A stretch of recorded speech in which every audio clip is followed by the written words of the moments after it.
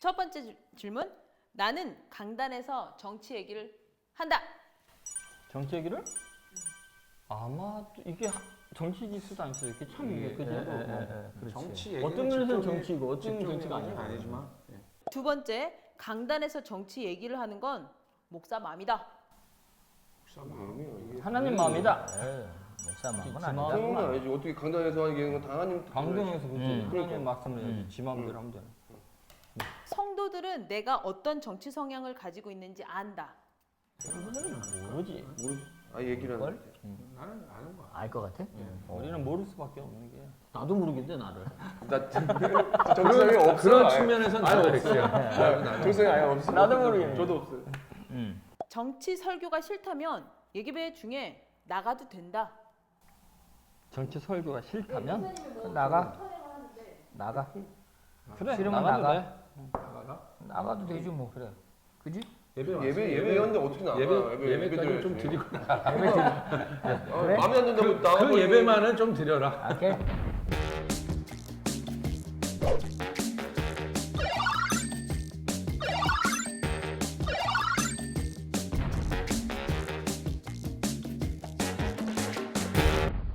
자, 요즘 나라가 좌우로 갈리고 네 편 내 편 참 말도 많고 시끄럽습니다. 그런데 교회에서만큼은 조용하게 그런 거 생각 안 하려고 하는데 설교 중에 목사님의 정치 성향을 자꾸 드러내시네요.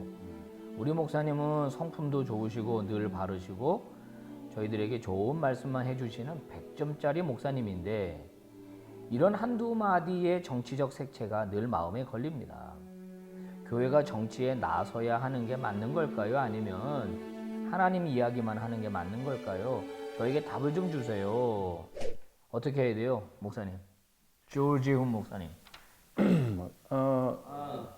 뭐 긍정적인 측면, 부정적인 측면 다 있는데 뭐 정치에만 나서야겠습니까? 그러니까 사실은 나선다는 개념에 대한 정리도 필요할 것 같고 또 아까 뭐 계속해서 오늘 나오고 있는 주제지만 태도, 어떤 태도로 정치, 경제, 사회, 뭐 가정, 교육 이런 것들을 어떤 태도로 직면할 건가.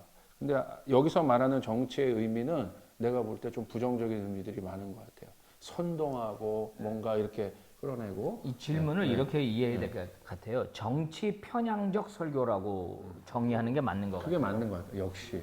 역시죠? 역시. 네, 정치 편향적 설교를 말하는 것이죠. 여기서는. 저는 좀 이런 생각이 들어요. 하나님께서는 그 사람에게 주는 사역이 있고 은사가 있고 그러잖아요. 목사님께서는 말씀을 전파하고 영혼을 살리기 위한 그 주의 종의 일을 하는 게 목사님의 사역인데 말씀을 전하고 복음을 전하고 어떻게 하면 더 하나님께 더 양들이 더 가까이 갈 수 있는가를 해야 되는 일이라고 봤을 때 이 정치 성향을 드러내는 것은 그 역할이 좀 잘못되지 않았나라는 생각이 저는 듭니다. 네.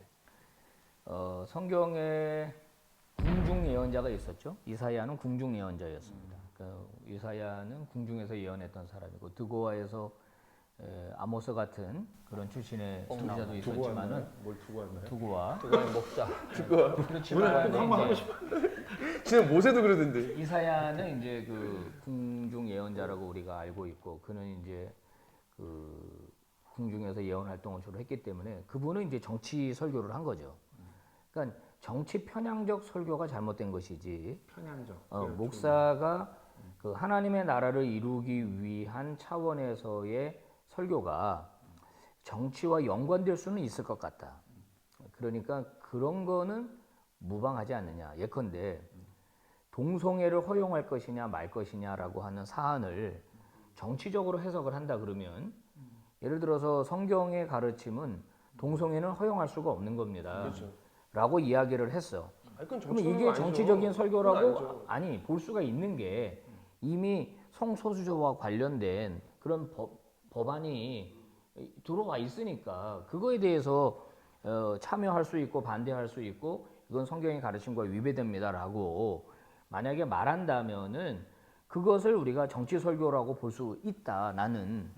그러니까 그거는 할 수 있는 거다. 그러나 정치 편향적으로 특정 당을 지지한다라든지 그게 잘못됐다는 이거는 거죠. 잘못된 건데 실제로 그런 교회가 있으니 요즘에는 이건 진짜 그러면 안 돼요. 핫이슈죠. 이 주제는. 네. 그러니까 실제적인 문제로 은근 저희 교회도 성도들 중에 다 다르잖아요, 성향들이. 근데 목사님한테 은근 그 기대를 하는 분들이 있어요. 있어요. 예, 은근 뭐 카톡도 날라다 이게 메시지 전해주고. 저도 받았거든. 예, 어제. 그러니까 은근 그것들을 드러내주기를. 요즘에는 그거 굉장히 강한 이슈 같아요. 예, 그래서 제 생각에는 저는 그래서 그냥 노골적으로 그런 설교를 해요. 뭐냐면 복음이 이념과 사상 위에 있지. 위에 있다는 개념이 뭐 당연하지. 군림한다는 개념이 아니라 상위의 개념이 그거 차원이지. 거기에 있지. 이 사상 저 사상에 만약에 복음이 휩쓸린다면 그거는 아닌 것 같아요. 저는 또 드는 생각이 이런 정치 성향에 편향된 어떤 말들 때문에 복음 전파하는 것이 장애물이 되어서는 안 된다고 생각을 해요.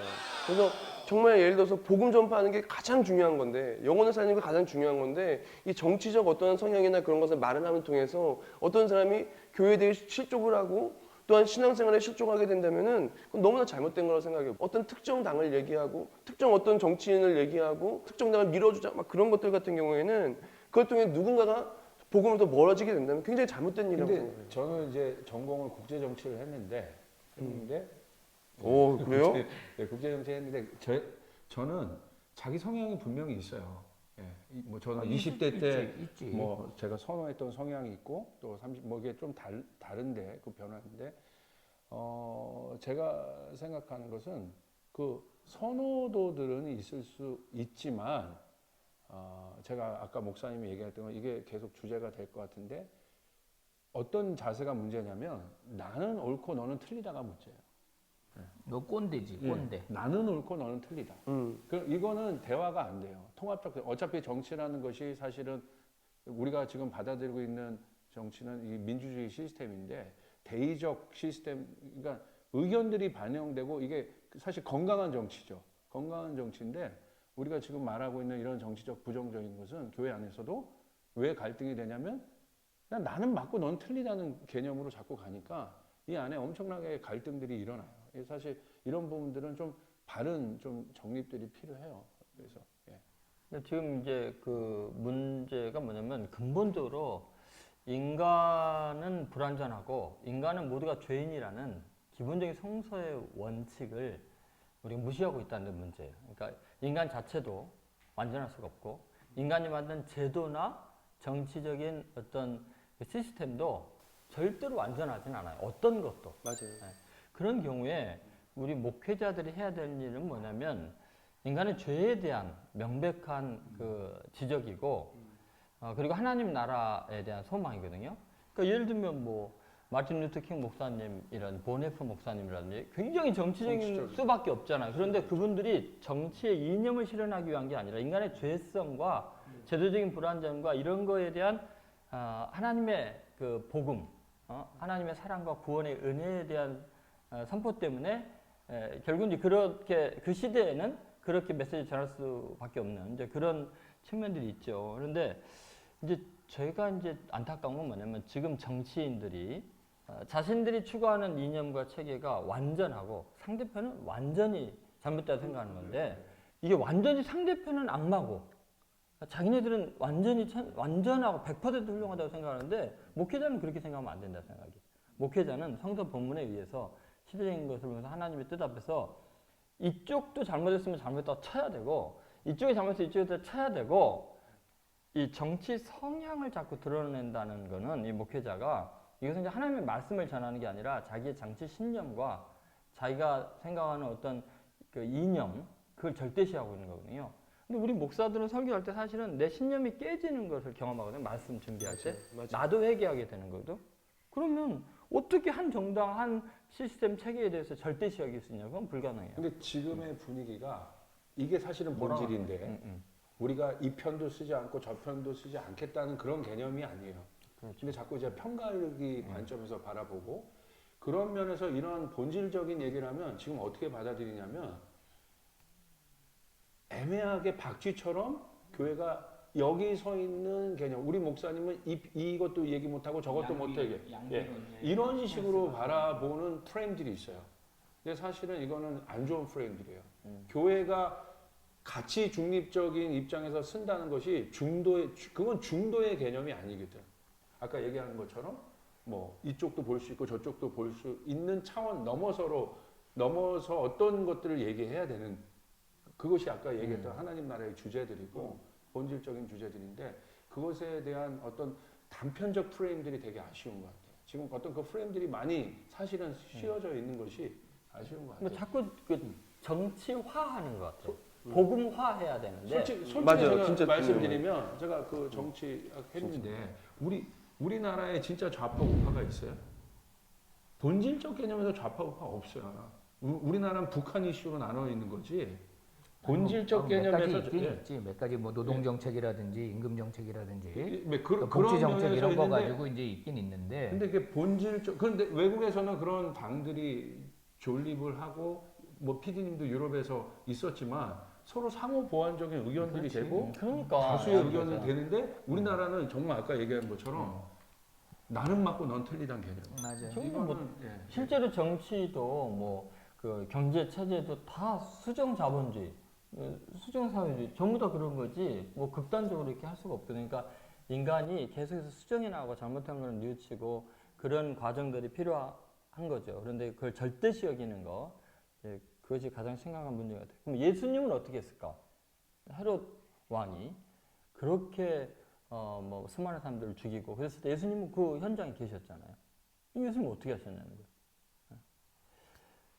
세례 요한 어떻게 했을까? 로마 제국의 어마어마한 그 압제 앞에서 수많은 군중들이 어떨 때는 갈릴리에서 2,000명이 십자가에 매달려 처형을 당하는 그런 시대에서, 그럼 예수님은 그런 시대에 어떤 걸 외쳤을까? 그분이 이루고자 하는 꿈은 뭐였을까? 이루는 방법은 뭐였을까? 이런 걸 생각해 본다면 만약에 지금 목사들의 위치가 어떻게 해야 되는지는 명백해지는 거거든요. 예수님이 택한 사람을 보면은 세리 마태, 젤로 땅 시몬이 지금 제자들로 같이 택해 있거든요. 그런 측면에서 예수님이 인간의 죄성에 대한 철저한 지적과 함께 자기 희생적인 사랑으로 정의를 이루시는 그 십자가의 사건이죠. 그것만이 십자가의 복음만이 희망이죠. 사도 바울이 이제 마지막 결정했던 게 그거거든요. 유대인은 기적을 갖고 헬라인은 지혜를 구하지만 나는 십자가에 못 박힌 그리스도만 전한다.